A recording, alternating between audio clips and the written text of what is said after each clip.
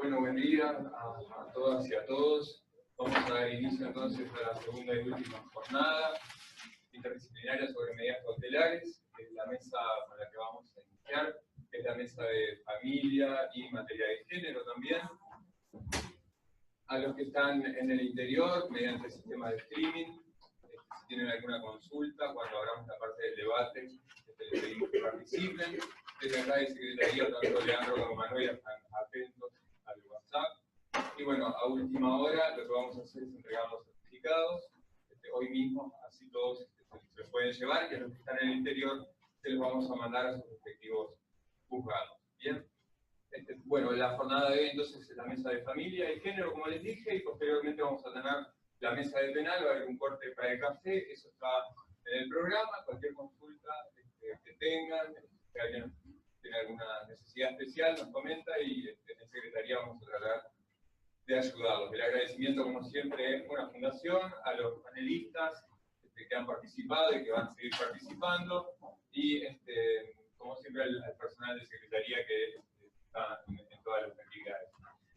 Bien, los dejo entonces con la mesa de familia. Buenos días y gracias. Hola, sí. Bueno, buenos días. Como ya se adelantó, esta mesa va a tratar sobre las medidas cautelares en materia de familia y contamos con dos profesoras que no necesitan presentación, pero igual voy a decir algunas palabras de ellas. La escribana Ramos, reconocida profesora de Derecho de Familia, de la UNDAR, de la UDELAR, directora del Armario Uruguayo Crítico de Derecho de Familia, que tantos años ha sido de Derecho de Familia y Instituciones, integrante de diversas asociaciones académicas a nivel internacional, autora y coautora de diversas obras y artículos en materia.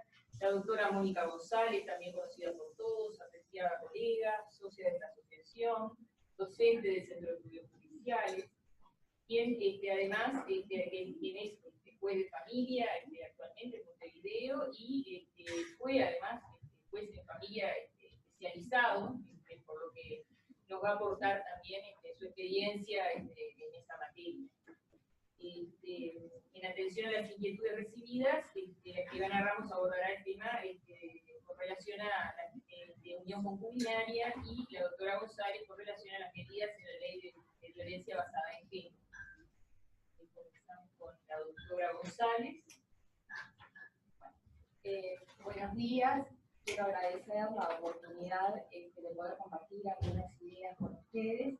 En realidad, estimo que no voy a aportar nada novedoso nuevo, no obstante, primero porque la ley es muy nueva, no obstante sí me parece interesante abordar algunos aspectos técnicos que nos pueden ayudar a entender mejor este proceso, que es un proceso muy especial y que nos pueden, por lo tanto, ayudar a resolver mejor las cuestiones que se nos presentan.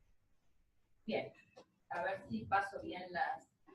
yo voy a hablar de las medidas de protección en la ley 19.580 exclusivamente. No sé, ya empezamos mal, porque yo siempre tengo reproducción de mi base. A ver. Ahí viene la... Bueno, las medidas de protección, esto lo sabemos todos, es nada más que para dar un pequeño marco normativo, son... me aparece a mí. Ahí está. Están reguladas por los artículos 59 a 70 de la Ley de Violencia Basada en Género. Recuerden que la ley prevé dos grandes tipos, dos áreas en las cuales desarrolla procesos. Una es la administrativa y otra es la judicial. En la judicial, a su vez, tenemos tres tipos de procesos. Uno son los procesos de protección, que hoy vamos a hablar de las medidas en los procesos de protección. Otros son los de familia en determinadas circunstancias y condiciones. Y luego también tiene normas que corresponden a los procesos penales. Los procesos de protección, vamos a ver las medidas específicamente que están reguladas en los artículos 61, 64, A67 y 70, y por la revisión del 70 del 313 al 315 del CGP. Estas medidas se adoptan en situaciones que siempre son de urgencia. Y esta cuestión, que parece una cuestión que podríamos decir de perogrullo y que, bueno, la sabemos todos y no tendría demasiada importancia, yo creo que es fundamental. O sea, no es que yo crea que es fundamental. para el legislador es fundamental y de alguna manera califica la cuestión de la urgencia el objeto de estos procesos, porque estos procesos tienen un objeto urgente. Y el hecho que el objeto sea urgente tiene un significado para el operador, en particular para el juez, también para los abogados y por lo tanto para los defensores, que significa que la actuación judicial debe de ser inmediata. La inmediatez está manifestada de distintas formas en la ley. El artículo 2 habla de que el Estado debe de actuar en forma diligente. Con diligencia, el Estado somos nosotros, por ejemplo, o representamos como agentes al Estado cuando estamos haciendo un proceso, y la actuación en forma diligente, si la cuestión es urgente, tiene que ser inmediata. Cuando, por ejemplo, el artículo 5 regula los principios del proceso, habla que las normas tienen que aplicarse en forma eficaz y oportuna. El proceso oportuno, ya desde Belén, desde la Convención de Belén do Pará, sabemos que es el proceso que llega a tiempo. Si yo planteo o si se hace una denuncia de violencia basada en género hoy, yo no puedo resolverla dentro de 2 meses porque ese proceso no va a ser oportuno y mi resolución no va a ser oportuna. Tiene que ser hecha en forma urgente. Lo mismo cuando se habla de los derechos que tienen las mujeres en los procesos de violencia basada en género, se habla que tienen derecho a una protección judicial inmediata, tienen derecho a obtener un recurso rápido y sencillo, obviamente si fuera complejo no iba a haber rapidez, para poder arribar a la justicia, a la verdad y a la reparación del daño. La ley también crea, para que ustedes vayan viendo, desde el artículo 2 y avanzamos en la ley y siempre se repite en forma constante la idea de urgencia, de inmediatez y de rapidez con la que debe de responder el sistema judicial. La ley a su vez crea una competencia de urgencia que tienen los jueces de paz seccionales para asegurar la tutela efectiva de los derechos de todas las mujeres que viven en el país. Y la ley también establece, finalmente, en los 2 últimos artículos que están en la placa, que el juez debe o el tribunal debe de adoptar frente a una situación de denuncia de violencia basada en género las medidas de protección, en forma inmediata las medidas de protección urgentes. Y ahí liga los 2 conceptos, el de urgencia y el de actuar en forma inmediata. Ahora bien, ¿cómo actúo o cuál es en definitiva la labor que permite concretar la actuación del tribunal? Es la adopción de las medidas. La ley establece medidas cautelares que llaman genéricas, que en realidad a mí me parece que estas medidas cautelares genéricas a lo que refieren es al contenido que debe de tener toda resolución judicial que adopte medidas. Es un contenido amplio, el artículo 45, que es con el que se inicia el capítulo 5, que habla de los procesos de protección, lo que dice es que tiene que haber un interés prioritario. En el 2 hablaba del interés general, pero ya acá se focaliza en un interés prioritario del legislador, que es el mandato que nos da a nosotros, ¿no, verdad?, de que haya una protección a la dignidad humana de la mujer que se encuentra en la situación de violencia basada en género, a la seguridad de esa persona y de su núcleo familiar.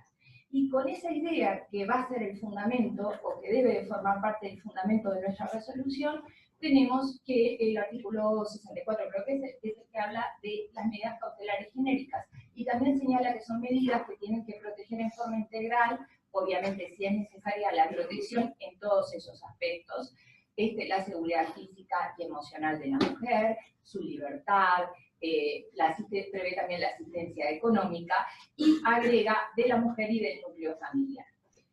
Esas serían, el legislador las llama medidas cautelares genéricas, que este es el fundamento, este es un fundamento de derecho que yo entiendo que es insoslayable en nuestras resoluciones judiciales.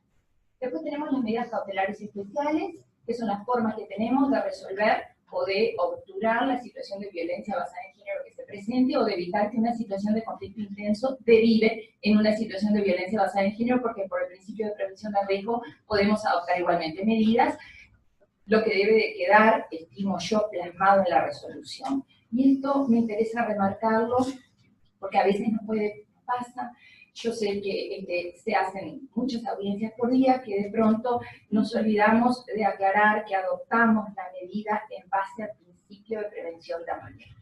Y yo creo que es una situación bien diferente adoptar la medida porque se haya concretado una situación de violencia basada en género, que porque existe una situación que potencialmente y a la brevedad puede derivar en ella. La ley a mí me habilita a adoptar medidas en base a este principio, aunque yo no tenga la situación concreta de vulneración de derechos. El tema es que después esas resoluciones que de pronto se adoptaron en forma correcta, correctísima, en base a este principio, esas resoluciones después son traídas, por ejemplo, a la justicia ordinaria de familia, a la no especializada, como fundamento de una oposición a una solicitud de tenencia, como fundamento de una oposición a la solicitud de un régimen de visitas. Y a veces no tenemos una, a veces tenemos dos y tres. Y es muy difícil cuando esa situación fue consolidada y de pronto ni siquiera fue recurrida, porque de pronto la gente acepta que le pongan medidas.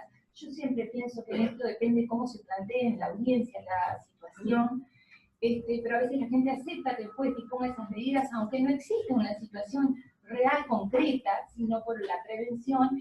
Y yo creo que es importante que todos quienes trabajan en el área hagan esta distinción para evitar que después es muy difícil derribar de pronto la existencia de medidas, de resoluciones, de pronto 2 o 3 resoluciones a lo largo de 2 o 3 años que dicen que el señor ejerce violencia basada en género y se le pone medidas de restricción para poder después determinar con una tenencia o un régimen de visita. No sé si fue clara lo que quise expresar. Bueno, las medidas cautelares especiales, después vamos a ver algunas de ellas, las que para mí, por nuevas, me generan más dudas. A ver si podemos intercambiar ideas. Y después tenemos las medidas de protección del artículo 67, que estas son medidas de naturaleza cautelar, provisionales, en la medida que resuelven una cuestión en forma provisoria. Puse medidas de protección autosatisfactivas y provisionales porque en puridad yo entiendo que tanto las medidas, las genéricas y las especiales, tienen naturaleza de medida autosatisfactiva. La medida autosatisfactiva no es una medida nueva en nuestro sistema procesal. Es una medida que ya trabajaba la doctrina y la jurisprudencia en la época del CPC y con la LAG. Y hubieron numerosos estudios que entendieron que en realidad la medida autosatisfactiva no tenía naturaleza cautelar.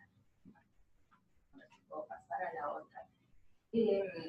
Carmen Luthi decía que todas las medidas cautelares tienen carácter urgente, y eso es verdad.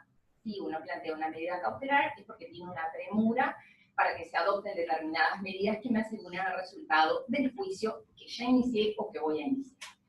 Peirano, pero Peirano no el uruguayo, el argentino, Jorge W. Peirano, que estudió y estudia las medidas autosatisfactivas a fondo, le agrega algo que me parece que está perfecto, que es que todo lo cautelar es urgente, pero no todo lo urgente es cautelar. Y ahí aparecen, o ahí podemos volver a pensar en el tema de las medidas autosatisfactivas, que en realidad, cuando yo esta vez,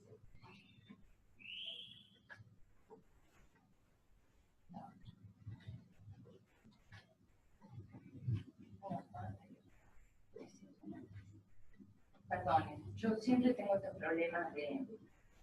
Ahí está. Siempre tengo estos problemas informáticos porque soy mala para esto. Bueno, se adoptan en casos urgentes, ahí está la definición perfecta, para los que se otorga una tutela anticipada del derecho vulnerado, sin que se resuelva en forma definitiva, resolviendo en forma definitiva la cuestión de fondo. ¿Qué quiere decir? Que yo cuando adopto una medida autosatisfactiva, estoy anticipando la tutela y estoy resolviendo la cuestión principal y no voy a necesitar tramitar un proceso ulterior para que quede resuelta. Si nosotros pensamos en las medidas especiales, en cualquier medida, las que tomamos, por ejemplo, y tomábamos antes de esta ley, y durante esta, y ahora con esta ley de las especiales, las del 65, el retiro del hogar, por ejemplo, no cabe duda que es autosatisfactiva. Yo tengo una situación de violencia basada en género, saco al señor para afuera, dejo a la señora, sale todo bien, se acabó el tema. Yo no voy a tener que hacer un proceso ulterior para erradicar la violencia basada en género ni la violencia doméstica si las situaciones al revés. Quedó resuelto. Eso es una medida autosatisfactiva. Y tiene determinadas características que, si nosotros las vemos, van a ver que las aleja de las medidas cautelares.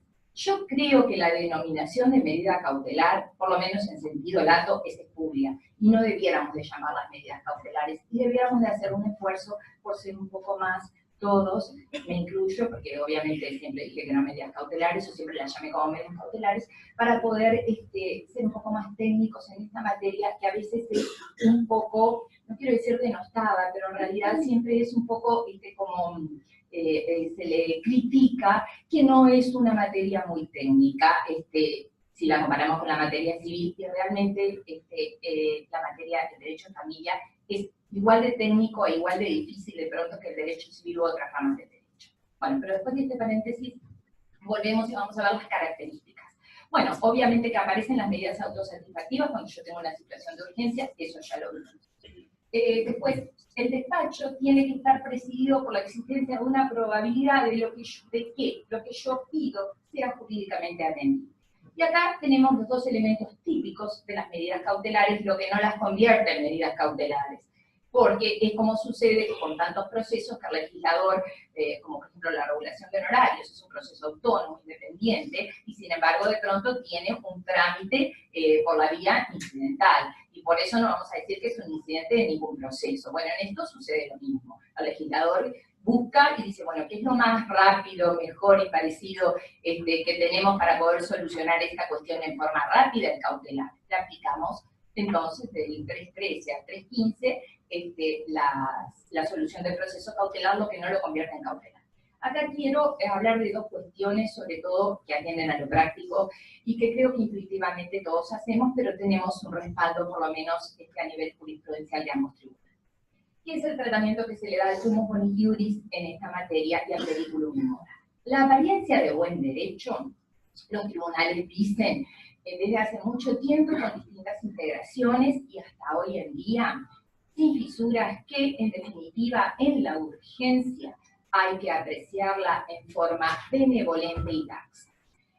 Y esto en realidad responde a una realidad, a la realidad de los hechos en esta materia. Si ustedes leen el artículo 45 de esta ley, reedita lo que decía el 19 de la 17.514, que es que en definitiva los hechos en materia de violencia basada en género ocurren en la intimidad del hogar cuando es intrafamiliar o sin la presencia de terceros, o sea, sin testigos. Yo ya tengo una prueba dificultosa para las medidas cautelares comunes, por eso me piden una justificación sumaria y no me piden que las acredite como tengo que acreditar la prueba en un proceso ordinario o extraordinario. En estas todavía puedo tener un grado menor de fehaciencia o de certeza, lo que no significa que no tengan que comprobar o acreditar la apariencia o el derecho, y la experiencia me indica que siempre hay prueba. A veces, la mayoría de las veces, cuando no tengo nada, es nada más que interrogar a las partes para tener los elementos de prueba, y era aquello, como decía el dístico, a confesión de parte, relevo de prueba. Porque a veces el señor que dice, no, yo no ejerzo violencia, no, uno empieza a preguntar y escucha, porque a veces es solo dejar hablar a la gente y están todos los elementos de la violencia basada en género. Está la asimetría del poder, está la discriminación. Entonces, cuando a veces dicen que en estos procesos no hay prueba, yo digo, basada en la experiencia que he tenido, que no es así. Que la prueba, la mayoría enorme de las veces la traen las declaraciones de las partes y sobre todo de quien ha sido denunciado. Y si aún tengo, porque yo no voy a aplicar medidas si no hay una situación de violencia basada en género o una situación de conflicto intenso que puedo predecir que en breve tiempo alcanza la violencia basada en género. No voy a aplicar medidas, eso no es lo que quiere el legislador, eso no es lo que tenemos que hacer nosotros.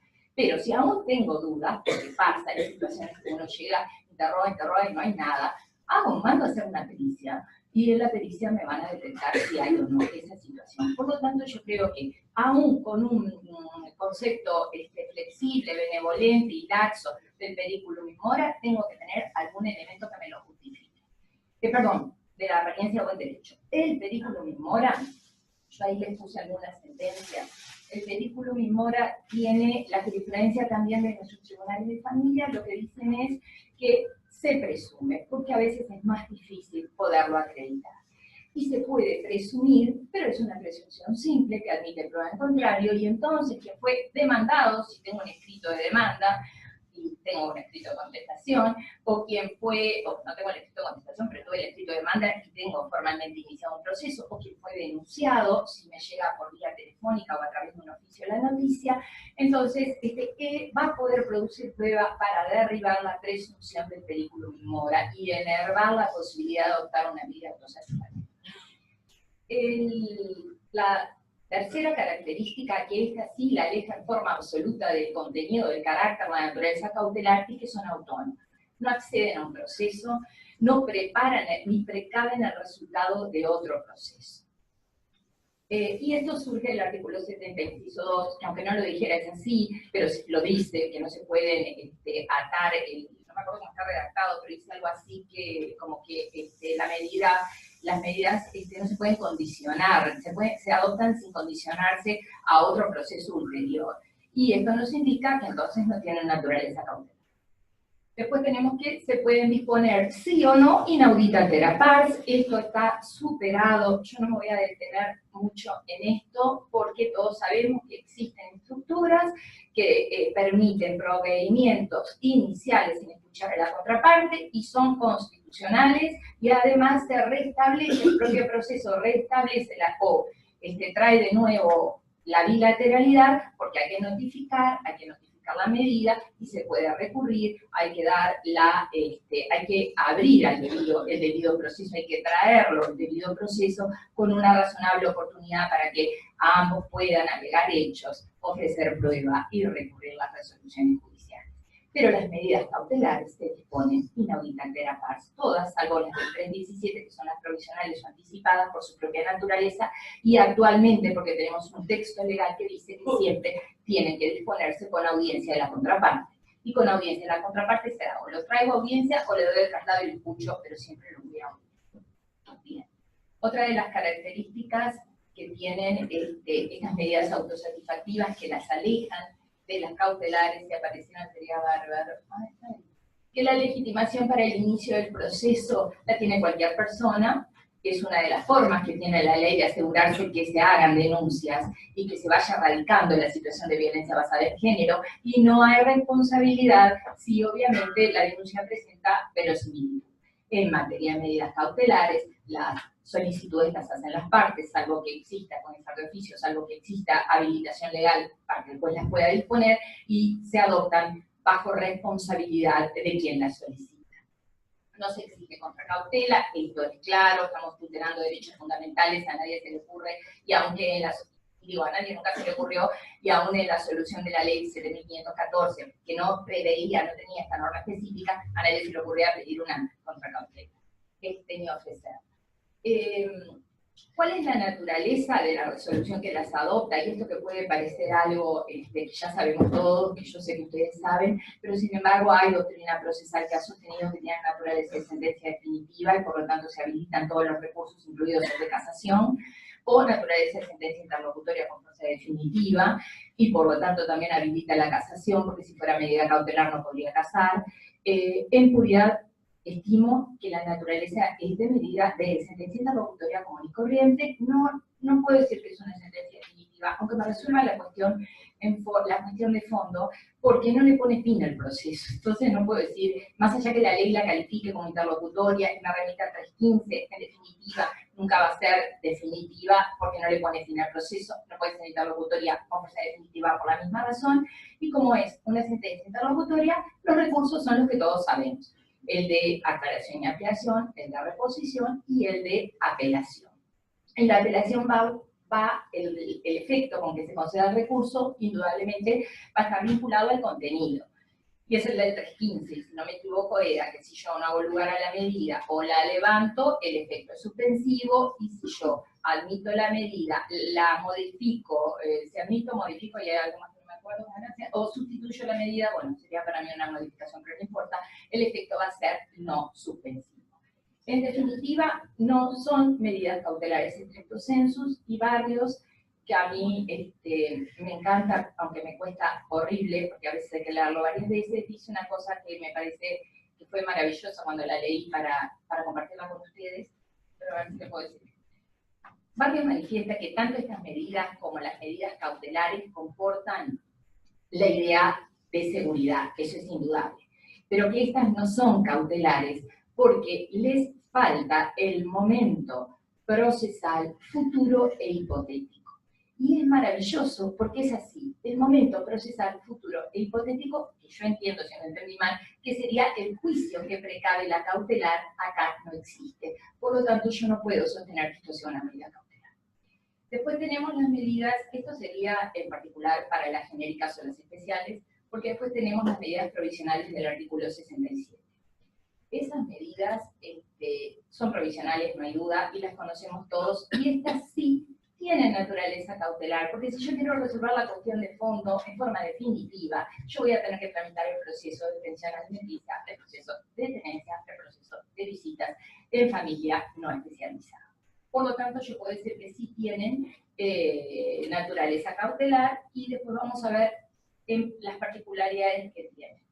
Finalmente, para terminar y poder compartir con ustedes algunas ideas sobre medidas específicas, tenemos que recordar todos que las medidas tienen que ser proporcionales e idóneas para poner fin a la situación de violencia, y esto implica que yo tenga claro que los abogados me las traigan si hay, y que además yo juez pueda haber terminado el proceso o previo a la adopción de mi medida, no terminado el proceso, pero haber llegado al estadio que tengo que adoptar las medidas, teniendo bien clara la plataforma fáctica y el tipo de violencia que se está ejerciendo, porque si no es imposible que yo, si no tengo claro eso, mi resolución pueda ponerle fin a la situación de violencia. Y lo otro que reclaman los tribunales, que me parece bien interesante, es que no pueden ir más allá de los hechos que objetivan la denuncia. Y esto, a mí se me ocurre que si me están denunciando una situación de violencia psicológica en donde en forma absoluta se me está diciendo ni tengo elementos para suponer ni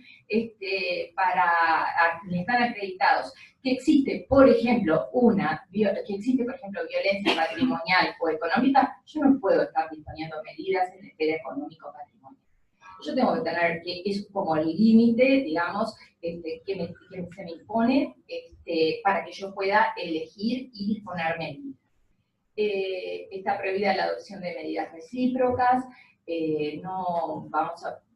pensé qué es lo que sucede, por ejemplo, cuando en definitiva me están denunciando también y me acreditan de alguna forma la existencia de una situación de violencia doméstica, lo que se denomina comúnmente como violencia cruzada, y estoy segura que me van a decir, no desde lo jurídico, sino que me van a decir todas las organizaciones sociales que trabajan en la materia, que eso es imposible de que ocurra, que en realidad la violencia que puede ejercer la mujer es nada más que la defensa contra, que la forma que tiene de defenderse contra la violencia que ejerce el hombre. De todas maneras, como en el mundo de los juzgados, en el mundo de los procesos, aparece de todo, hasta lo que pensamos que nunca podemos ver, yo me pregunto qué hacemos si se plantea esa situación y yo llego a tener una pericia que me diga hay violencia basada en género, hay violencia doméstica, cuando yo tengo una norma que tiene una redacción que a mí me parece que es bastante prohibitiva y lo he hecho contra las leyes prohibitivas es nulo. ¿Puedo disponer medidas también a la mujer? ¿Le puedo llegar a disponer? Me parece que no. Y tendría, me parece, yo digo, no sé, no lo estudié en profundidad, es una idea que cuando preparé que podíamos estar conversando hoy se me ocurrió, me parece que no podría y tendría que tratar de pensar que esas medidas que yo adopté van a evitar el contacto y con ello van a disipar la posibilidad de que el hombre vuelva a sufrir situaciones de violencia. Y después recordar que la ley 19.670, en el artículo 189, limita la competencia o determina que la Fiscalía General de la Nación únicamente va a tener competencia en los procesos de violencia basada en género penales. Por lo tanto, en estos no intervienen más. Y ahora quisiera ver algunas medidas. ¿Tengo tiempo? Ahora quisiera ver en particular algunas medidas de las especiales, porque de pronto ustedes, yo no estoy en la materia, pero de pronto ustedes pueden aportar alguna idea que por nuevas me parece, o yo por lo menos le veo algunos problemas, y por nuevas no encontré jurisprudencia. Lo que les quería decir es que algunas sentencia, yo solamente le puse el tribunal y la fecha porque me las proporcionó el doctor Cavalli, son muy nuevas y no tenían el número. Sí, justo hay dos que son del mismo día, del tribunal de segundo turno, o sea que yo hice el punteo de los temas que tratan. Si les interesa, yo consigo el número y mando un mail acá en donde tengan el número de la sentencia y la fecha. Porque en realidad las sentencias están muy bien, algunas tratan varios temas de aplicación de la ley en el tiempo, de proceso de urgencia, de respuesta oportuna, de valoración de la prueba, y esas no tienen número. Si quieren hacemos así porque es lo único que se me ocurrió ofrecer. Bueno, a mí el artículo 65, no sé si lo tienen ahí, de las medidas cautelares especiales, en realidad la primera que me genera dudas es la literal G, que es la que dice ordenar al empleador disponer el traslado o suspensión de la persona denunciada cuando la violencia ocurra en el lugar de trabajo de la víctima. Cuando nosotros hicimos este año el curso obligatorio que hacemos los jueces en el CEJU, en el módulo laboral, nuestras compañeras que dieron un módulo que a mí me pareció muy bueno, muy interesante, dijeron que en realidad esta competencia tenía que desarrollarse en los juzgados laborales. Cosa que yo comparto, aunque me parece que no es lo que dice la ley, me parece. Comparto por lo siguiente. Primero, porque yo creo que ellos tienen, que ese fundamento que ellas dieron, ¿no? Ellos tienen la ley 18.561, que es la ley que habla del acoso laboral, con un procedimiento rápido, que parece que funciona muy bien, hasta con la intervención del Ministerio de Trabajo. Entonces me parece que están en mejores condiciones que nosotros, de pronto, en el marco de una audiencia de urgencia. Segundo, porque con esta norma, si yo aplico esto, si yo aplico, por ejemplo, el traslado del señor, yo puedo estar, sin tener elementos, generando daños o perjuicios en la unidad económica que puede estar la empresa. Y puedo generar, me parece, podría llegar a generar perjuicios importantes, porque de pronto esa persona solo tiene más de un establecimiento, pero lo que ella desarrolla, el trabajo de ella, solo lo puede hacer ahí, y eso yo no lo sé. Entonces me parece que hay que ser muy cauto.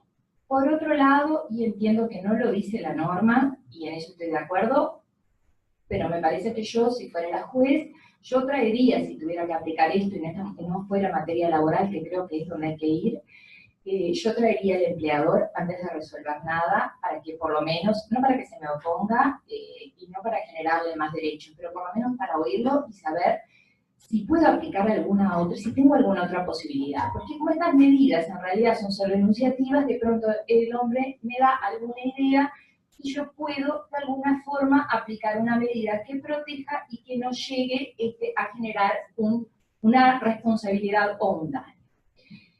Además, evocan cualquiera de las dos soluciones el poder disciplinario, entonces también es muy difícil que yo, ahí con esto acotado y rápido de las medidas autosatisfactivas, resuelva algo del todo bien. El otro es lo del sueldo, que es lo del sueldo no, es la suspensión. La suspensión conlleva una reducción de salario.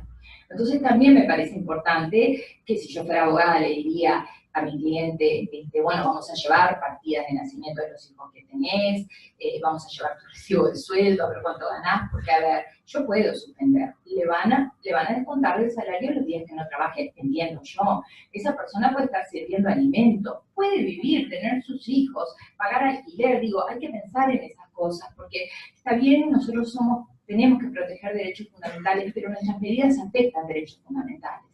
Entonces hay que tener mucho cuidado. Por eso creo que la solución mejor es que se tramite en los juzgados laborales.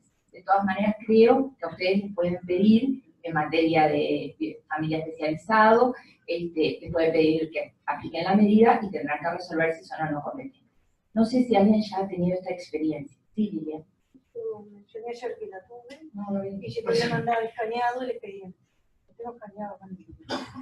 Dale, pero ¿qué hiciste? Bueno, como mencioné ayer, yo dispuse la revisión de sacramento de comunicación de su coronel. La señora hace 14 años estaba trabajando en un lugar y el señor aparentemente le hizo algunas propuestas, ella no aceptó y él le dijo que le iba a hacer la vida imposible. A partir de ese momento ella recibió varias sanciones y traslados que la perjudicaban, a pesar de las normas que presentó. Tengo 2 informes, yo te lo voy a mandar. Bien, porque lo Y podemos, no sí, sé si lo puedo soltar. no sé, Pero por sí, lo menos tengo, no importa. pero justo los cambié, te lo voy a mandar, te va. mando a Alicia por tu teléfono. Porque lo que pasa es que apelaron, así que Bueno, claro, se verá que resolución. se verá que resuelve el tribunal, tampoco está me bien. gustaría porque el tribunal puede caer en lo de Está bien. Yo tuve una sola experiencia. Puse en 2 esto. medidas. Sí, perdón. La medida de cruzado secreto de comunicación hasta el 24 de abril de 2019 y también la reintegro, porque yo estaba trabajando en el supermercado 4 y lo reintegro en el supermercado 2, que todavía trabajo en el supermercado 2, que la habían trasladado a Mariano Roca. Entonces, eso, pero es hasta el 24 de abril de 2019, las medidas son un plazo. Por supuesto, eso, es que eso creo que quedó claro. No sé si lo dije ahora. Hablé del plazo, yo dije eso del plazo que tiene que, no dije, no sé por qué, me parece que no le dije esto que es lo importante. Las medidas cautelares están sometidas a plazo de caducidad, el plazo de caducidad es un plazo legal, no judicial, y estas medidas no tienen plazo de caducidad, aunque nosotros en forma espuria digamos, ahí la medida caducó, no es plazo de caducidad, tiene un plazo judicial, que es el que le pone el juez y le debe de poner, porque afecta a derechos fundamentales. Debe de poner un plazo a todas las medidas, con la excepción del retiro del hogar, porque por mandato legal no tiene plazo, y la ley la califica de medida autosatisfactiva.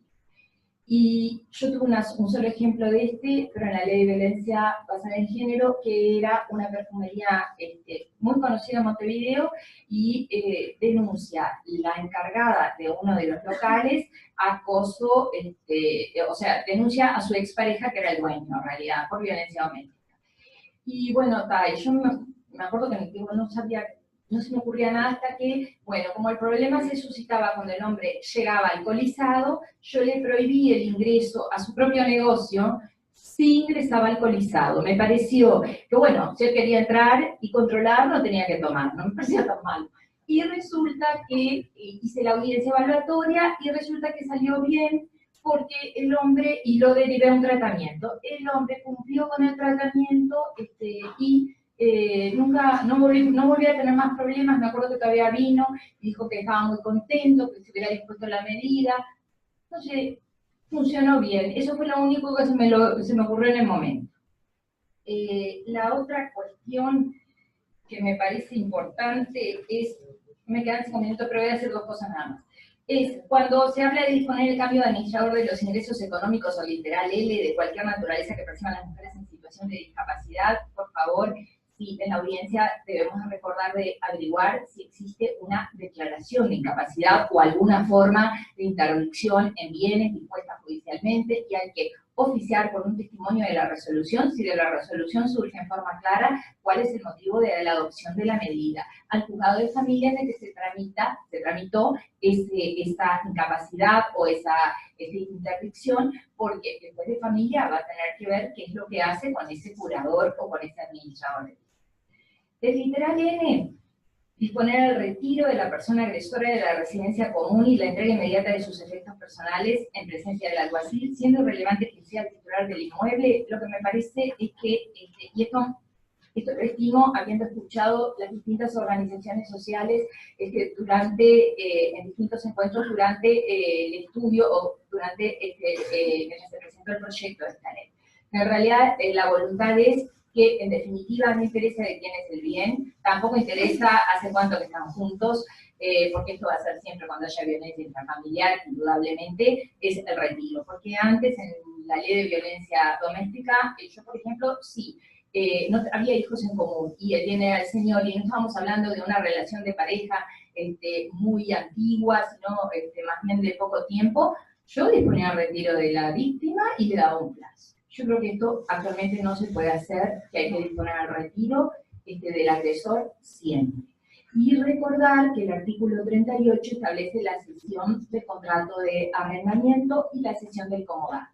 Y esto a mí me parece que da lugar a un incidente, porque la cesión va a operar siempre que el fiador y la víctima estén de acuerdo. Y a la víctima yo le puedo recabar la voluntad de la audiencia en ese mismo momento, pero al fiador no, entonces voy a tener que estar, voy a tener que acordarme de preguntar cómo están ocupando el bien, si hay contrato de arrendamiento o no, y los datos del fiador, porque hay que recabar la voluntad del fiador. Y además me parece que, tal vez que va a decir que no está de acuerdo, porque en definitiva el fiador, le habrá salido de fiador si el contrato de arrendamiento lo celebró el que es denunciado, el denunciado. Eso es como yo por lo menos interpreto la norma. También establece la cesión del contrato de comodato. O sea que hay que cumplir con esto y pienso que la única forma sería la vía incidental. ¿Sí? No, yo he tenido dos casos. He tenido dos casos. Hola.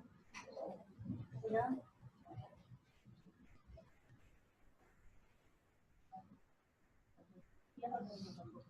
Hola. Sí, he tenido dos casos en los cuales la garantía de la contaduría, y Bueno, lo que se anda, entonces la víctima manifiesta su voluntad de la garantía de la contaduría, pero el alquiler lo pagan con el sueldo de los dos. Claro. Les descuentan mitad y mitad. Eso es común. Eso Es es común. común. Sí, ¿cómo no? Entonces tuve que, a raíz del pedido de la profesional, se mandó un oficio a la contaduría cuando el bien se queda el señor, los arrendadores son los dos, los arrendadores para son los dos. Entonces el bien se lo queda el señor y entonces se manda un oficio a la contaduría para que no le sigan descontando a ella, o a la inversa. Eso se arregla porque la contaduría acepta que, por ejemplo, la garantía sea solo el sueldo del señor, o el sueldo del señor y el sueldo de la mamá del señor. O el sueldo de ella. Pero la contaduría acepta, pero la y la decisión guía legal también está prevista solo para esta ley. Sí, lo he hecho. He mandado un oficio a raíz de los pedidos de los dos. Sí, de los dos. Sí, Estaba entendido. Dijiste que el señor también pidió que ella quedara en el bien. Que O operara a la la excepción. inversa. O a la inversa. Entonces, se manda un oficio a la contaduría o anda y el fiador, el garante, que es la contaduría, Sí, o anda, claro. han aceptado. Porque eso siempre tiene que, claro, tenemos que recabar esa voluntad. En virtud de esta ley, se ha Sí. planteado y en virtud de esta ley se ha resuelto con un oficio. Perfecto. Así que no hay problema.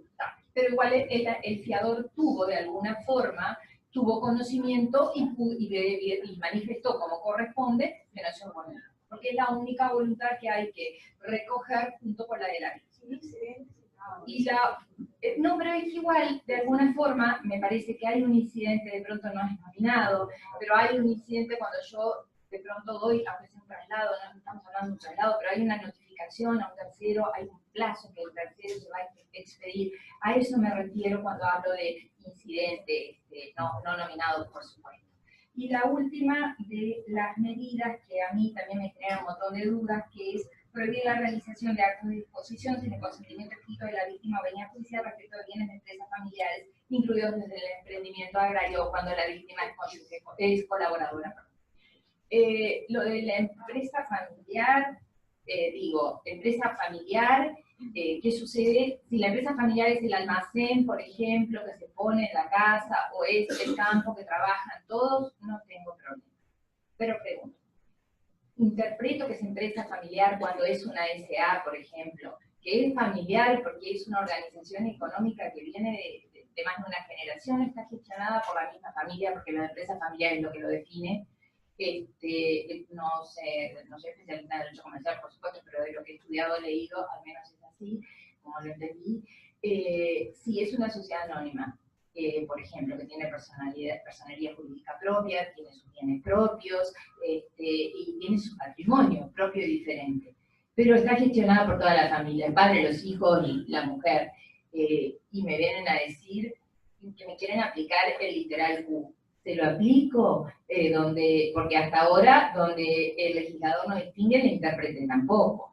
Bueno, yo tengo serias dudas, porque en realidad estas medidas pueden llegar a ser sumamente gravosas. Entonces, no sé si es así, si esto fue lo que se quiso, o está referido, ya digo, a estas empresas familiares que no tienen en realidad una personalidad propia, que ¿entienden? Porque podemos llegar a gestar negocios muy importantes, y esto es en contracautela, y esto es sin conocer absolutamente nada, porque ¿qué me van a traer a mí a la audiencia? Una montaña de papeles que no tengo tiempo, me tengo que sentar, tengo que estudiar, tengo que ver, tengo que de pronto pedir un pasaje a la oficina actuaria, todo esto que no voy a poder hacer. Yo lo dejo planteado. Y por otro lado, la realización de actos de disposición sin el consentimiento escrito de la víctima o venia judicial. No sé cómo van a obtener el consentimiento escrito cuando en realidad, si esto fue violencia, porque esto es para violencia intrafamiliar, presumo que también le deben de haber aplicado la medida de prohibición de comunicación y acercamiento que incluye que no puede comunicarse ni acercarse por sí ni por interpuesta persona, ni por terceros. O sea que ese consentimiento escrito es como que no lo van a poder obtener si no es por la vía judicial convenia. Y después, si es por ejemplo el almacén, y si tiene la mercadería en consignación no tendría problema porque no es de él, está en consignación, pero si compra mercadería, es el almacencito que vemos pila en las audiencias, pero compró la mercadería y se lo queda el hombre por alguna casualidad, que para vender todo lo que vende todos los días tiene que hacer consentimiento escrito, o ya lo dejamos resuelto, y si es el almacén, ya dejamos en el acta, le preguntamos, señora, los bienes, las mercaderías que hay en ese almacén, usted autoriza que la vaya vendiendo. De pronto dicen que sí, y es como una autorización genérica, o en realidad no se está refiriendo a la mercadería, sino que no puede vender de pronto las máquinas, la de fiambre, las heladeras, que a veces no sé, son todas dudas que se me generan y no sé cómo las resolvería honestamente en el caso concreto. Por otro lado, ¿qué más les quería decir? Bueno, lo de es titular o cónyuge colaborador en el mismo, esto es menor porque menor es mi duda, no es que esto sea menor. Lo de cónyuge o compañera colaboradora, no sé cómo se llama, va solo a que me lo manifieste si la contraparte me dice ella no es colaboradora, porque mire que ella en realidad, como pasa tanto, se va, no hace nada, ella está en la ciudad, yo estoy en el campo, ella, la mujer me dice yo soy colaboradora, me lo acreditan, me traen la inscripción del BPS como cónyuge o lo otro, como era, no sé si hay otra denominación, concubina colaboradora, no sé cómo es, o es simplemente que me lo digan y aquí. No sé, estas son todas dudas que tengo y hasta acá, no quiero utilizar tampoco tiempo con el mío. Y bueno, espero que haya servido de algo todo lo que dije. Muchas gracias.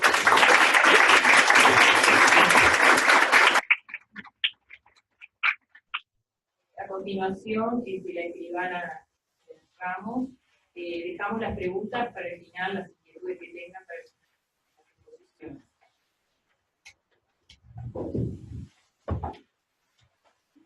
Bueno, buenos días a todos. Es un gusto realmente estar aquí con ustedes, con los que también están por videoconferencia. Yo en primer lugar quiero agradecer a la Asociación de Magistrados esta invitación para poner algunas ideas breves.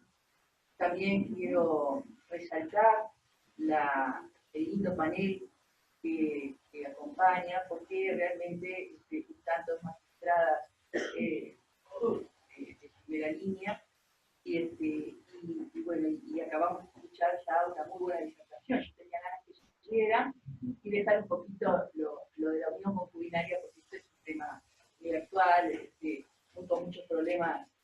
Van a ver que este otro también tiene varios problemas, que me gustaría plantear lo más sistemáticamente posible. El tema del universo, porque es un universo de procesos de familia. Yo recién escuchaba a la doctora González decir, bueno, cómo se miraba la materia de familia, cómo se miraba la materia civil, o cómo se miraban otras materias. Yo, tanto en las clases de UDELAR como en las clases de la Universidad Católica, empiezo estos años últimos mostrando la estadística y la gráfica del Poder Judicial, de los anuarios del Poder Judicial, y les digo, mire, familia tiene este porcentaje, ustedes dirán la importancia que tiene la materia. Porque la importancia, me parece que no es una importancia administrativa, me da la impresión que la importancia la da la gente, la da los problemas que hay, la cantidad de trabajo, Entonces, a mí me parece una materia realmente muy importante. El tema del universo, como les decía, de la cantidad de procesos variados que hay en materia de derecho familiar, hace necesariamente a las medidas cautelares de suma importancia. ¿Por qué de suma importancia? Porque está el factor tiempo. El factor tiempo, los franceses hoy estudian, han hecho monografías fantásticas del tiempo y el derecho. No es solamente el tiempo del proceso, o no es el tiempo, es el tiempo del proceso, incidencia en la justicia, y es el tiempo del derecho y la evolución que está operando en las personas que están sometidas al proceso y las relaciones que tienen. No es cualquier cosa a la que estamos hablando. Ya quedó bien de manifiesto en la sentencia por Nerón de la Corte Interamericana de Derechos Humanos lo tremendo que ocurrió en materia de adopción, justamente por el problema tiempo. De manera que todo lo que pueda coadyuvar, pueda mejorar, pueda asistir con las medidas cautelares, provisionales, anticipadas, puede ser de enorme importancia. Evidentemente,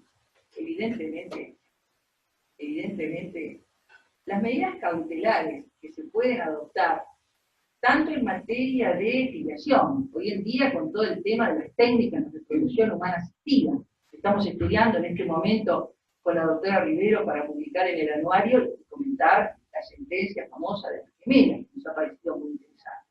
Bien, o todo lo que ustedes tienen en materia de filiación también adoptiva, o todo lo que hay en materia de sociedad conyugal, o todo lo que puede haber en materia de divorcio, bueno, o de tenencia de los chicos, es realmente importantísima entablar las medidas cautelares. Ahora, el tema central que yo quiero tratar, ustedes ya saben, lo han escuchado desde el día de ayer, la doctora me ha dado el privilegio de ya hablar de las medidas cautelares, por poco pronto yo directamente no voy a hablar. Una de las características que yo voy a hacer es una mirada desde el derecho sustantivo, ¿verdad?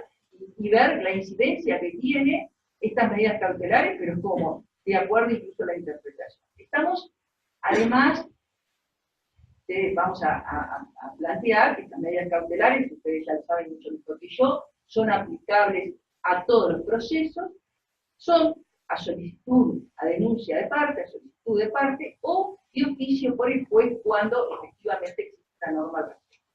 Y procederán, para proceder, se tendrá en cuenta especialmente la protección del derecho y la lesión siempre que exista un peligro de lesión o frustración. Ahora, acá yo quiero plantear un tema específico con relación a la ley de concubinaria, porque un elemento que me parece fundamental es el tema de las leyes. O sea, las leyes en los últimos años, en mi opinión, y no es solo mi opinión, hay un excelente trabajo, que tal vez algunos de ustedes lo leyeron, está en internet, del doctor Oscar Sarlo, que se llama Técnica Legislativa, lo ponen en internet, Técnica Legislativa, realmente es un trabajo excelente de un grupo investigador que dirige Oscar Sarlo, y plantea todos los problemas que tiene hoy en día la ley con la cual se tienen que enfrentar los jueces. Problemas de lenguaje, problemas de formación de la norma, problemas de comunicación, etc. No es lo mismo aplicar o solicitar inclusive las medidas cautelares y hacer, jugar a estas medidas cautelares frente a una norma mejor formulada, perfectamente formulada, que frente a una norma con dificultades graves de interpretación.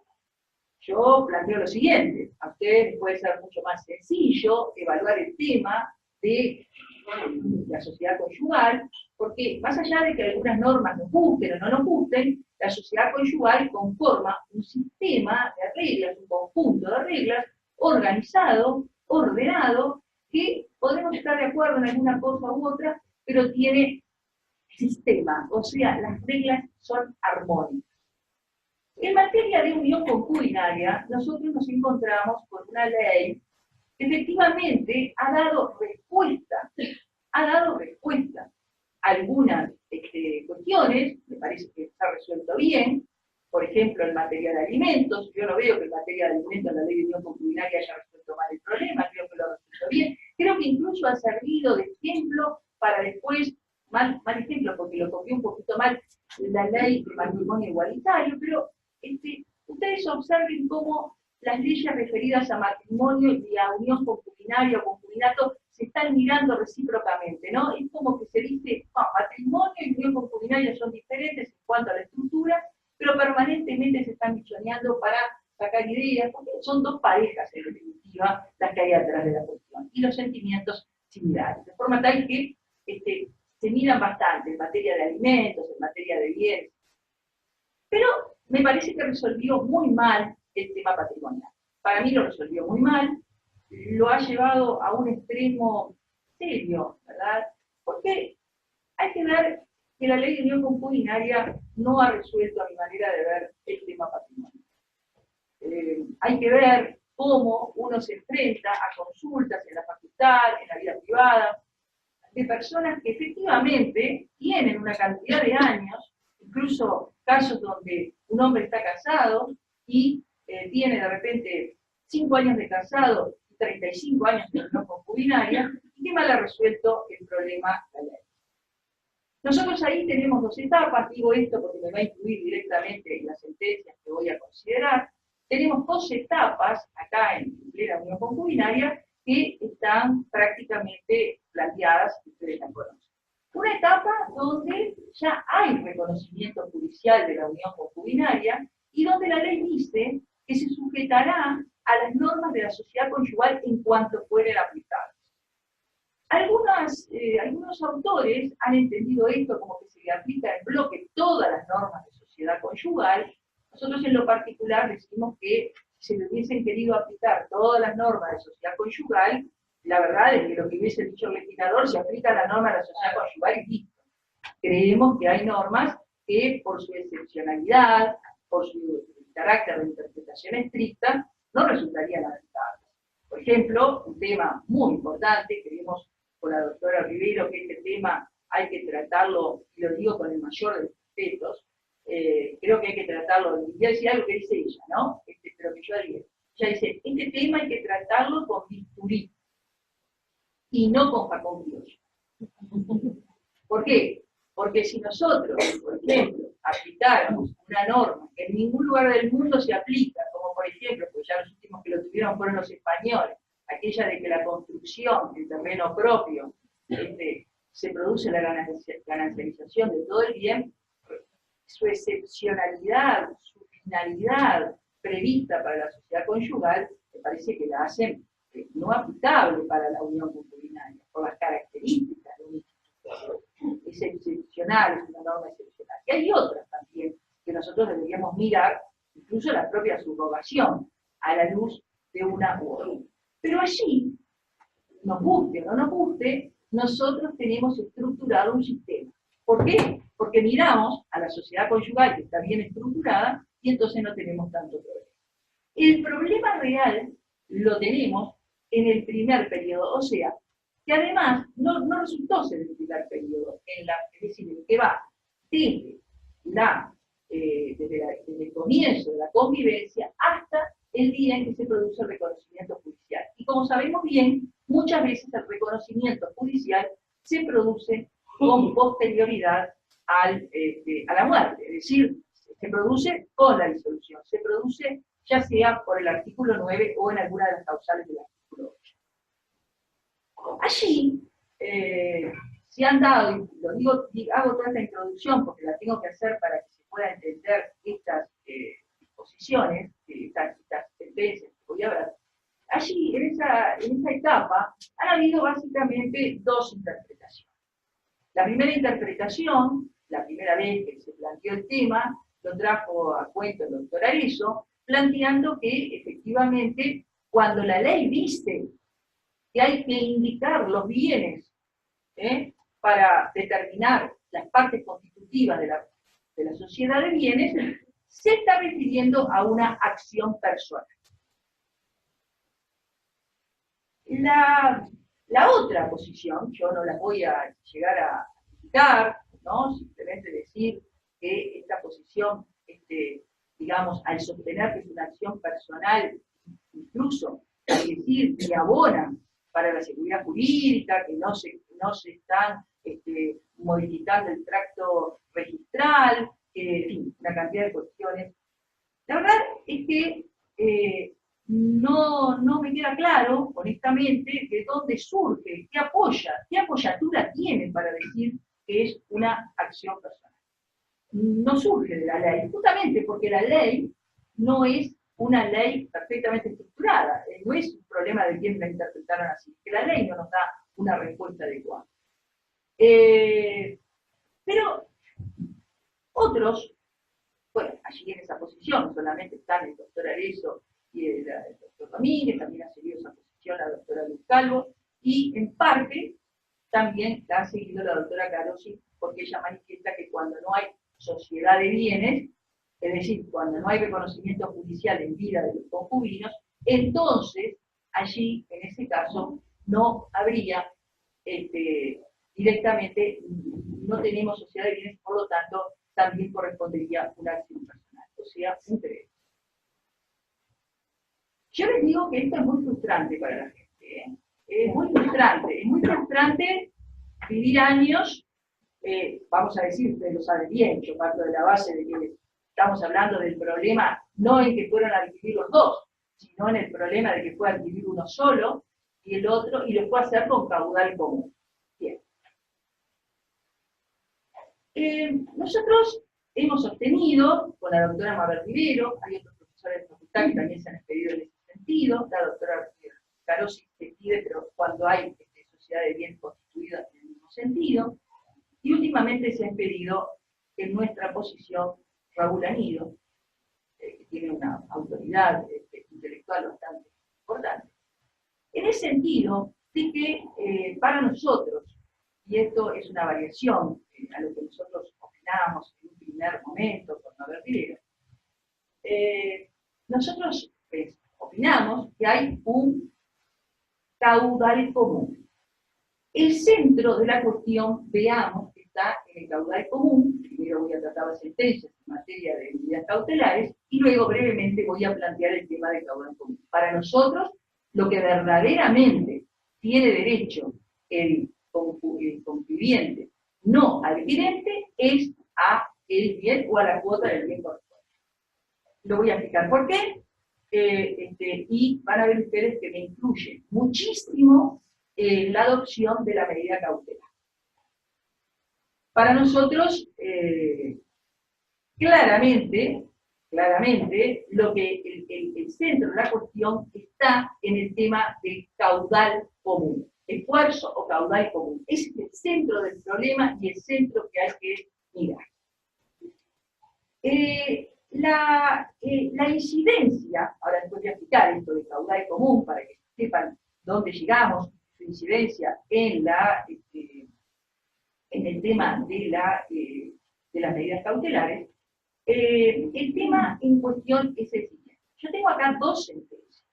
Una primera sentencia, que es una sentencia interlocutoria, dictada por una jueza letrada, que lo que plantea es se presenta una sentencia, se resuelve un recurso, ¿verdad? Es una sentencia interlocutoria que desestima la solicitud de medida cautelar de no innovar. El tema es que la persona pedía una medida de no innovar porque estaba ya el otro, el adquirente, el que había adquirido el bien, que estaba publicando en la prensa la venta del bien. Entonces lo que dice es, pido la medida de no innovar. Y la juez que decide el recurso, que es una jueza letrada, manifiesta que desestima el recurso de reposición. No voy a entrar en los fundamentos, si no nos daría el tiempo, y en homenaje a los que vienen posteriormente y al cumplimiento del horario, me parece que está bien, pero desestima el recurso de reposición, o sea, mantiene la recurrida en cuanto a no desestimar la medida si se estima la medida cautelar de no innovar, ¿verdad? Pero en su lugar dispone una anotación preventiva de la litis de acuerdo a lo dispuesto en el numeral 8 del artículo 17 de la Ley de Registro Público, Ley 16.870. Esta sentencia es recurrida y la mantiene esto en base a esta norma en sentencia de octubre de este año. El Tribunal de Apelaciones de Familia, que es lo que en este momento me interesa, ¿verdad?, tratar en un caso, no sé si similar, pero con fundamentos también en otra situación, que se había dispuesto la anotación preventiva de la litis como medida, ¿verdad?, cautelar, había tomado una posición que me parece interesante analizar, frente a otra situación. Esto lo tomó la sentencia 209 del año 2016. Estas otras que acabo de decir, que son del año 2018, aún no han tenido, no tienen resolución. Pero esta del año 2016, lo que plantea es algo que me parece en principio interesante. En primer lugar, la sentencia dice que los aspectos, o sea, lo que refiere a el estatus de las partes y los bienes que en la etapa previa, o sea, previa a la declaración judicial de institución de la unión concubinaria, son aspectos, está tratando una medida cautelar, que inciden notablemente a la hora de decidir acerca de la adopción de las medidas cautelares. O sea, ¿cómo se considera el estatus de las partes y los bienes? Por eso yo empecé hablando de las posiciones que ahora voy a reafirmar. Luego entiende que yo lo resumí, para planteárselas a ustedes, no está de acuerdo el tribunal porque dice que carece de la apariencia de buen derecho. ¿Por qué carece de la apariencia de buen derecho? ¿En qué sentido analiza la apariencia de buen derecho? Considerando que tiene derecho a que es una acción personal, que tiene derecho a un crédito, ¿correcto?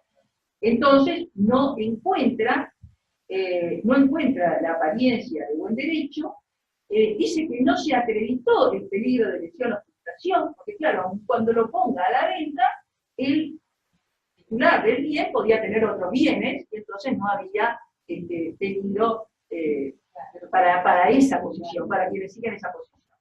Después, dice que no surge acreditado el derecho de crédito del reclamante, justamente porque tiene esa posición del derecho de crédito, y que el solicitante tenía la carga de probar en forma sumaria su participación en la compra del bien cuyo embargo y o inscripción preventiva pretende. O sea, que entendemos nosotros de esta parte que plantea el tribunal, que el tribunal lo que considera es que lo que faltó fue demostrar que este bien se había invertido esfuerzo y caudal común. De ahí que determinar el esfuerzo o caudal común tiene una importancia fundamental para esta medida cautelar. A ver si yo puedo ser clara en esto, porque es un tema muy complejo, es un tema de bienes, de derechos, y es un tema que se puede complicar en la explicación, pero lo voy a tratar de hacer lo más sistemáticamente posible. A mí no me gusta hablar demasiado, me están citando demasiados autores, pero quiero hacerlo lo más sintéticamente posible. El artículo 5 de la ley nos dice que hay que, en el momento del reconocimiento judicial, que lógicamente puede ser con posterioridad a la muerte del titular del bien, debemos indicar los bienes que hayan sido adquiridos a expensas del esfuerzo caudal común para determinar las partes constitutivas de la nueva sociedad. Yo no estoy de acuerdo con dividir, ¿verdad?, entre si nació la sociedad de bienes o no nació la sociedad de bienes. Porque a mí me parece que, más allá de lo que estamos hablando es si la sociedad de bienes va a funcionar o no, porque si la persona está viviendo y sigue adelante la unión concubinaria, en realidad de lo que estamos hablando es si va a seguir funcionando. Pero nosotros, el juez está considerando bienes que ya adquirieron, ¿verdad? Bienes adquiridos por uno de los. es el centro entonces de la cuestión? Yo no creo que el centro de la cuestión sea analizar, ¿está vigente la sociedad? ¿No está vigente la sociedad? Y por otra parte, tengo las cifras del registro. Por año, no hay más de 230 reconocimientos judiciales inscritos, y todos sabemos que el número de uniones concubinarias es muy grande. Por lo tanto, el verdadero problema que tenemos que plantear es: si nosotros sostenemos que el tema es si hay sociedad de bienes o no hay sociedad de bienes, y yo le voy a dar un destino y una decisión distinta al tema, según haya o no sociedad de bienes, no me parece que estoy poniendo el centro de la cuestión en el punto que corresponde. Para mí, el punto que corresponde es el punto de si el conviviente adquirió el bien con esfuerzo o caudal común. Ese es el centro de la cuestión. Si lo adquirió con el esfuerzo o caudal común, ¿verdad? Nosotros tendríamos que definir qué es el esfuerzo. El esfuerzo es el gasto de energía. Generalmente, todos en los seminarios, en los congresos, etcétera, ponemos como ejemplo de esfuerzo el trabajo doméstico. Típico ejemplo. Pero hay otro tipo de esfuerzo. Por ejemplo, el otro día una señora me planteaba a mí, es un caso que va a entrar en tribunales, el tema es que ella, y que lo tenía todo probado, había ayudado enormemente a su esposo empresario en hacer negocios que realmente le habían redituado una fortuna bastante importante. Y lo tiene todo probado. Tiene probado que este señor iba a hacer otros negocios y que con su participación hizo estos negocios y que habiendo hecho aquellos negocios que no hubiesen sido tan importantes como este. Ahí hay un esfuerzo claramente establecido. El esfuerzo no se puede reducir al trabajo doméstico. Ahora, el caudal, ¿verdad? Yo voy a plantear aquí, a ver, ¿de qué estamos hablando cuando estamos hablando de caudal? La ley nos dice, si acudimos al significado caudal, hallamos el de hacienda, bienes de cualquier especie y más comúnmente dinero. Como significado de expensas, encontramos el de a costa, por cuenta, a cargo de alguien. Como significado de común, se nos presenta la locución adverbial en común, que significa en comunidad, entre dos o más personas conjuntamente, y el adjetivo dicho de una cosa que no siendo privativamente de nadie. Nosotros hablamos mucho de este tema con el ciudadano Raúl Anido, y hemos visto que el término caudal en el Código Civil realmente está definido en varios casos. Yo simplemente, a título de ejemplo, les voy a decir que está por ejemplo, en el 377 del Código Civil, que habla de caudal inventariado, en el 991, que habla de caudal hereditario, en el 122, que dispone que los alimentos deben ser proporcionados en el caudal de quien los da. Pero el que verdaderamente nos interesa es el caudal común del 1955 del Código Civil. ¿Por qué? Porque está referido al matrimonio y está referido a una pareja. ¿Verdad? ¿Quién dice que el caudal común, con esto quiero centrar la definición, quién dice que caudal común es común? ¿Quién nos está diciendo que ese bien, o sea, esa cifra de dinero, esa cantidad de dinero, por ejemplo, $200.000, es común? Nos lo está diciendo el legislador, no lo está diciendo ningún autor que esté interpretando la norma. El que está diciendo el caudal, esa cifra de dinero que yo tengo arriba de la mesa para comprar el bien, antes de que uno de los convivientes tome el dinero y vaya. Saben que ahora la ley de inclusión financiera ha facilitado mucho el tema del origen del dinero. Por lo tanto, ese dinero que de repente fue ahorrado por ambos concubinos, lo toma uno y va a comprar.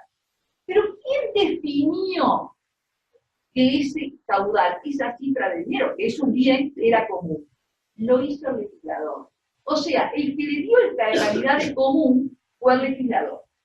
Ahora, la pregunta es, ¿eso que es común, que el legislador nos dijo que es común, cómo lo subrogamos? ¿Qué normas de aplicación, qué normas aplicamos en materia de subrogación real? Porque parecería, como medio salido de la razón, ¿se acuerdan que la subrogación real era la sustitución de un bien por otro? parece un poco salido de la razón que yo sostenga que la ley me dijo que el caudal es común, o sea, que el bien inicial es común, y porque uno vaya y tome el dinero, lo transforme en propio. Tendría que estar funcionando las reglas de la subrogación. No lo voy a agobiar con varias definiciones porque no me gusta, pero por ejemplo, hay una en particular que la quiero leer, que es la de García Bernardo Landeta, que habla de la afectación. O sea, que ese dinero caudal común está afectado, estamos hablando de un autor uruguayo, claramente, pero que ese dinero, que es un caudal común, está afectado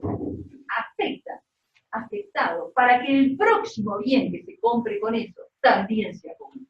No es que sea concubinario, no es un bien propio.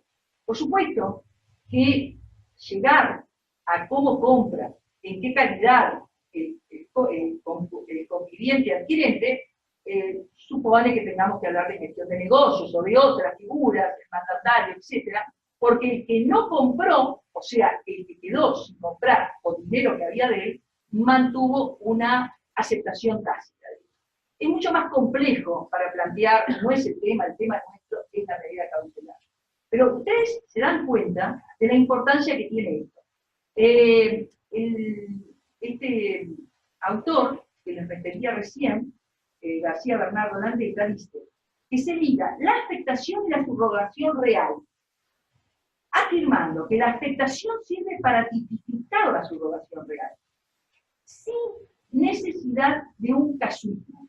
Y la afectación sostiene, está afectado ese caudal común para comprar otro bien, sostiene, es un destino determinado por un fin, que en la subrogación real se concreta en impedir inmediatamente un enriquecimiento injusto en caso de una fluctuación patrimonial.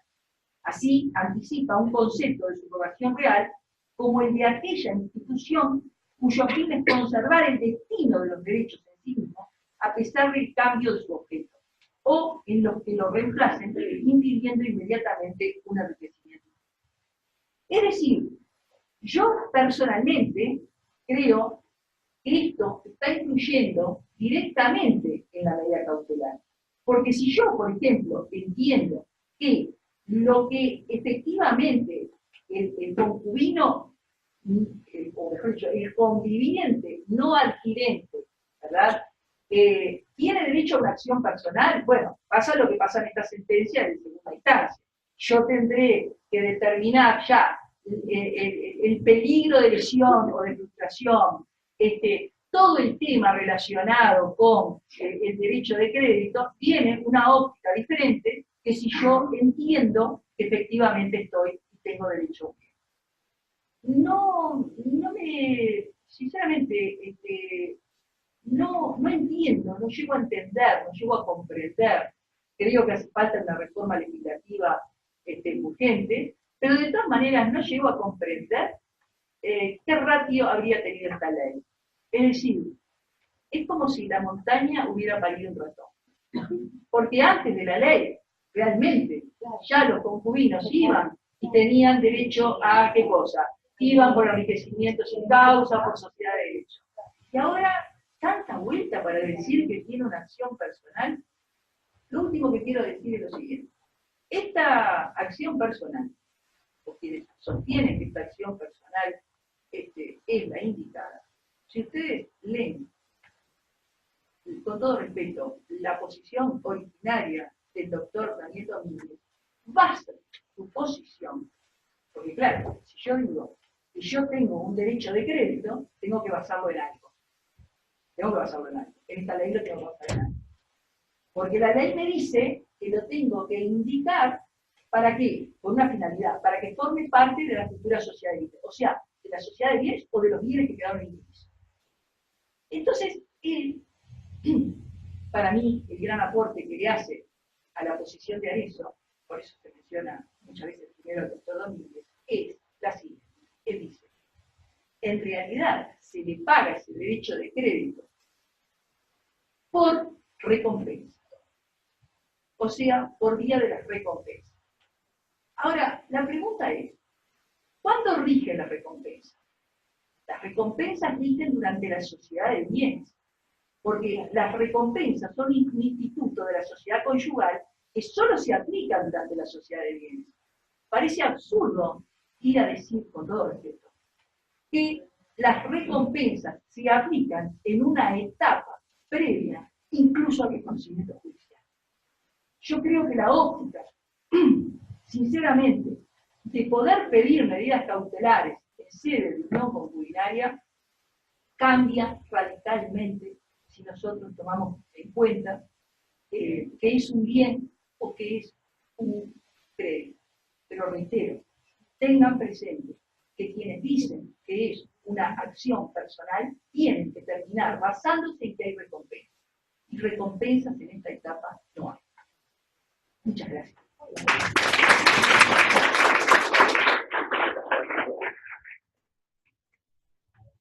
¿Hay alguna pregunta que también del interior? El micrófono trabaja.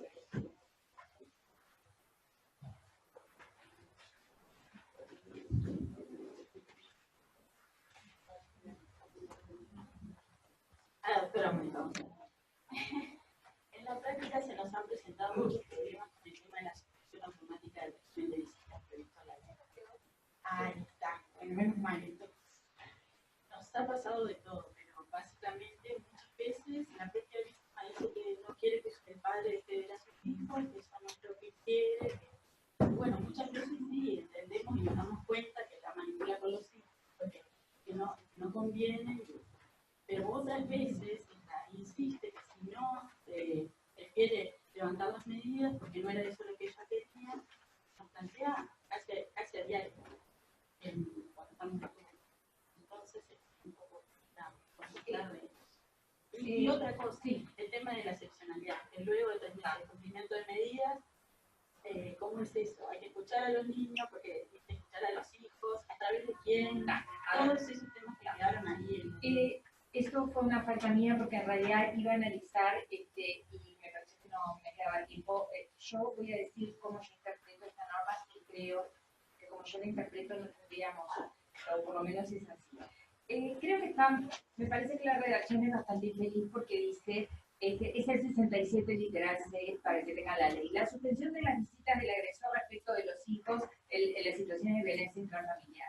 Bueno, cuando ya arrancamos a decir la suspensión de las visitas, en definitiva me parece que tendría que existir un régimen de visitas, que no existe en la mayoría de los casos, porque además cuando se dispone las visitas provisorias, partimos de la base que por lo general es cuando hubo retiro del hogar, porque además nosotros no vamos a disponer visitas provisorias, pienso yo, si se denuncia una situación de violencia basada en género intrafamiliar de una pareja que ya está separada hace tiempo. Pero más allá de eso, dice que las mismas, el principio es, yo lo entiendo así, el principio es que las visitas, que no debiera de disponer visitas. Por eso digo que está mal redactada la ley, habla de la suspensión, pero que no debiera de disponer visitas. Pasados 3 meses, si se hace una evaluación y efectivamente se cumplieron las medidas y la situación de violencia doméstica, eso se podría disponer. Ese es el primer inciso de la norma, y así entendido me parece que no hay dificultad. Después dice punto y aparte, yo creo que es un tema de redacción. Excepcionalmente, y el excepcionalmente me parece que es la excepción a ese primer inciso, en forma absoluta.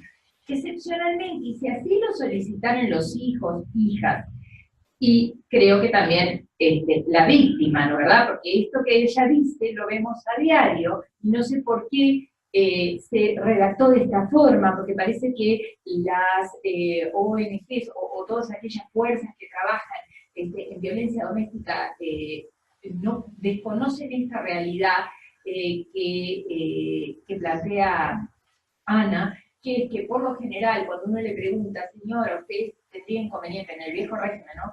¿Usted tendría inconveniente que se fijara un régimen de visitas? ¿Qué es lo que piensa?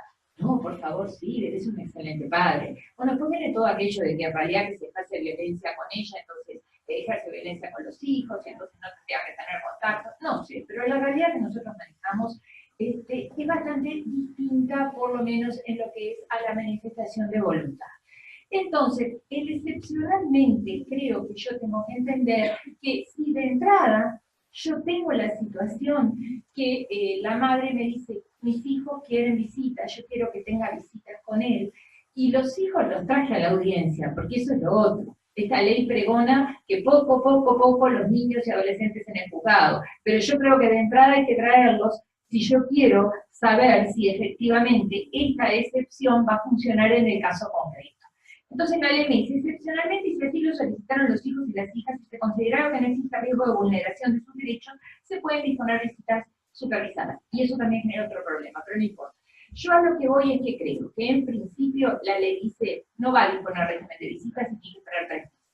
Pero si ya de entrada a mí me plantean que los hijos quieren visitas, y yo recojo la voluntad de los hijos en forma directa con un defensor o a través del defensor, porque se acuerdan que ahí sí ingresa la Convención de Derechos del Niño y el 8 del CNA, si ya esos hijos con un abogado me dicen, quiero ver a mi padre, y yo considero que no hay riesgo, porque no es una situación grave de violencia, yo de entrada puedo disponer régimen de visita.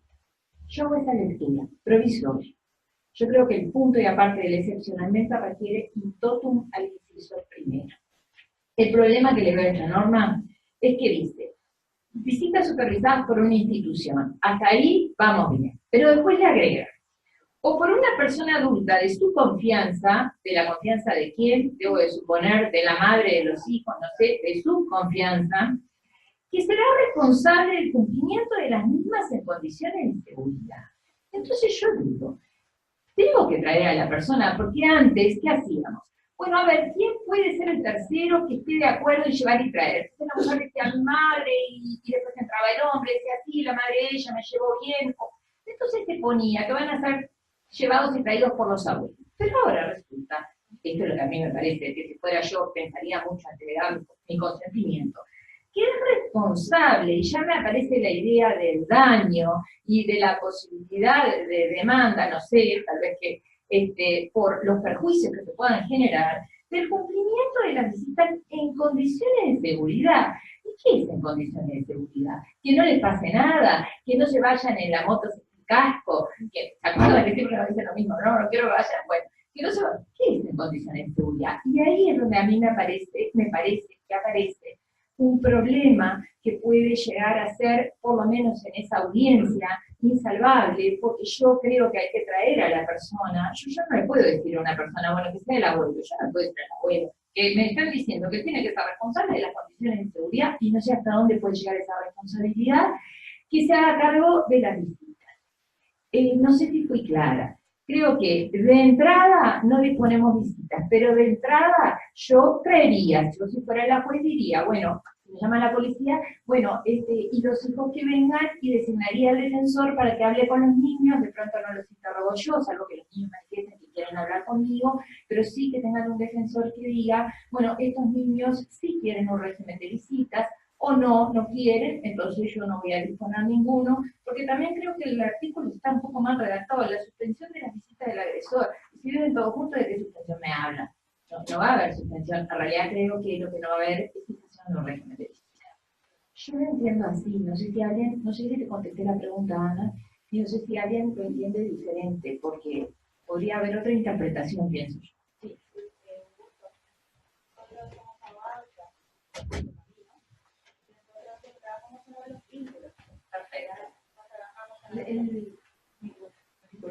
Nosotros lo que trabajamos son los vínculos entre los padres y los hijos, no trabajamos en pro de la separación. Y creemos que, obviamente, a partir de los 3 años, un niño puede declarar. Como dice usted correctamente, si un niño quiere ver a su papá, va a ser así. Lo puede ver en condiciones supervisadas, ¿cómo no? Porque a veces un niño puede ser testigo de violencia familiar, pero amar a su padre, y es lo que manifiestan todos los niños en nuestra institución. El tema es que yo tengo que trabajar los vínculos. No logro nada separando ni estableciendo medidas de no te voy a dar más por 3 meses o por 6 meses o un año. Porque una de las cosas que nos dicen a nosotros los niños es nosotros extrañamos a papá. Es una realidad. Entonces nosotros aplicamos terapia sistémica con nuestro equipo, que es una terapia muy especial, y trabajamos en pro de la familia, no en la separación. No logramos nada en eso, ¿no? Es un poco nuestra forma de trabajo. No hay otras ONG que trabajan de determinada forma. Nosotros ha sido siempre nuestra bandera de trabajo. Los niños sí pueden haber a veces presenciado Estado. Pero yo debo trabajar los vínculos. Hay padres que obviamente no se pueden acercar a sus hijos porque han cometido lesiones muy graves. Yo siempre digo la violación, obviamente, ¿no? Abuso sexual, que le haya dado una golpiza, que lo haya casi matado, obviamente, esto no. Pero sí otras situaciones que yo debo trabajar porque hay historias familiares detrás que no justifican, pero se debe trabajar. Y no es los operadores judiciales que trabajan en familia, yo sé que conocemos a muchos jueces que ven esta otra parte de la familia, ¿verdad? Que lo trabajan y dicen, no, la separación no, yo debo trabajar los vínculos. No puedo estar aplicando esto a rajatabla y separar por 3 meses. Lo que pasa es que yo creo que, en definitiva, lo que se dice excepcionalmente, estimo que se va a convertir en la regla. ¿Qué quiero decir? Que en realidad todos ustedes que son muy sensibles a esta temática van a tener el recuerdo de decir, vienen los niños al inicio, desde el inicio del proceso, les nombro un defensor y veo si quieren o no. Que eso es lo que a mí me parece que sería ideal. Porque además, con esta ley tenemos el problema que la voluntad de la víctima, más allá de que está, esto es una discusión porque en realidad el proceso es inquisitivo, pero creo que es por el artículo 5 el que dice la autonomía de la voluntad de la víctima. Y nosotros corremos el riesgo de que si no fijamos medidas, lo que acaba de decir Ana, la víctima diga, levántelas, no las quiero. Porque esto es muy especial, hay que ver que la víctima quiere de pronto a víctima. Es el padre de sus hijos. Digo, no pasa solo por lo económico, pasa por una cantidad de sentimientos que se fueron formando y trabajando durante años y de experiencias buenas y malas vividas en conjunto. Entonces, no puede pasar esto. Es una situación que es mejor tener medidas para asegurar y visitas, que no levantar las medidas porque no están las visitas. Yo creo que la excepcionalidad se va a convertir en algo, en definitiva, definitivo. Y una cuestión sola que quiero decir que me quedó en el tintero es que lo piensen. ¿Qué harían cuando dice que la tenencia provisoria de las hijas e hijos menores de 18 años, en el mismo caso, podrá quedar a cargo del agresor y en el mismo proceso a mí me acreditan que los niños sufren violencia intrafamiliar por parte de la madre? O sea, tengo una madre que por el CNA tendría que disponer medidas, que es la que ejerce con respecto a los hijos violencia, que eso pasa, que a su vez es víctima de violencia de su esposo. ¿Qué hago? No sé, le doy la tenencia al esposo, yo tengo el literal B, ¿qué es lo que voy a hacer? Busco a alguien, porque internar es la última de las posibilidades en la que tengo que pensar, por favor. Bueno, eso también creo que es complicado para nosotros de cómo lo podemos resolver. Quería hacer una acotación sobre eso, porque en el tribunal hemos recibido justamente apelaciones por el tema completamente de las visitas, que no se fijaron, y bueno, y en 2 ocasiones el tribunal designó un defensor a los niños a efectos de que tenga una entrevista y nos informe, en el caso de la niña y chicos además, y informe sobre cuál era la voluntad, porque realmente la voluntad de los niños era mantener el contacto con su padre, nos parecía excesivo aplicar esa norma general, que creo que debería ser la excepción y no la regla. Claro, creo que en la práctica vamos a hacer eso, va a pasar a ser la excepción la regla. A veces también lo que hacemos es pasarlo al psicólogo del PS para que ellos lo feliciten. Tenemos una pregunta desde el interior, de la doctora González. La pregunta dice, ¿cómo coordinar la solicitud de retiro del hombre cuando del trámite se estableció resolución de no acercamiento y comunicación por mera prevención de eventual riesgo y la señora se retiró del domicilio antes por su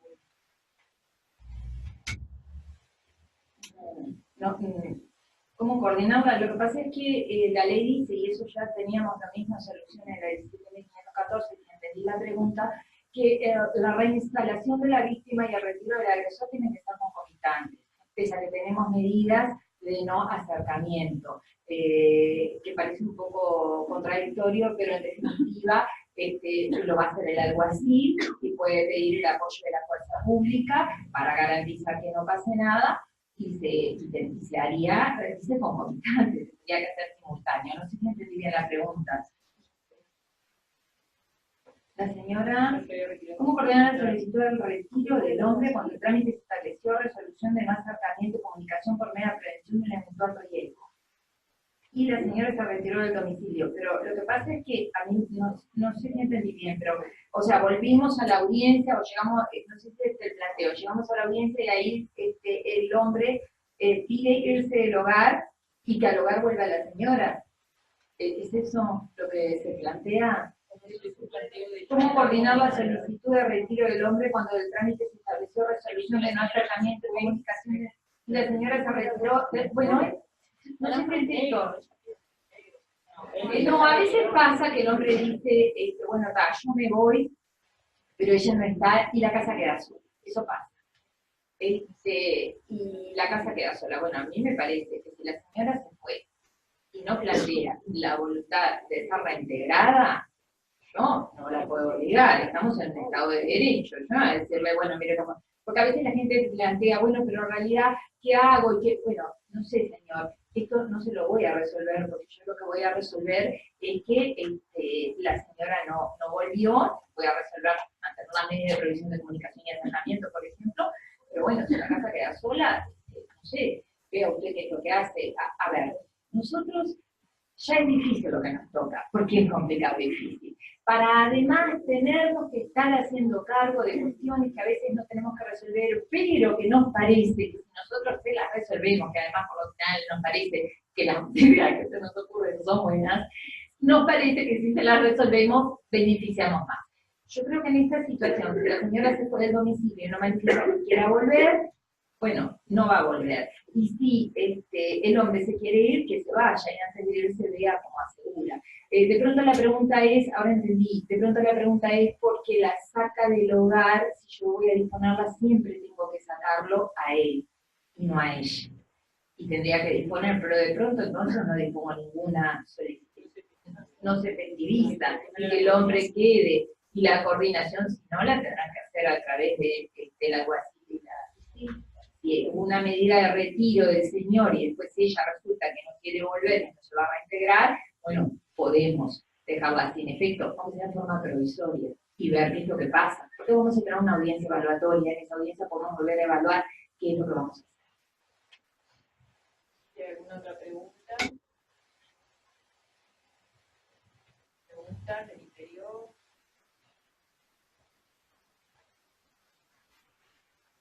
Muy bien, Lara.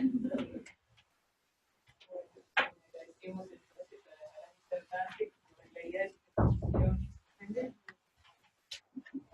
Agradecemos a la disertante por la claridad de sus exposiciones, como nos nutrieron en esta mañana de sus conocimientos, y además de su humanidad, para respetar el que hay cuadro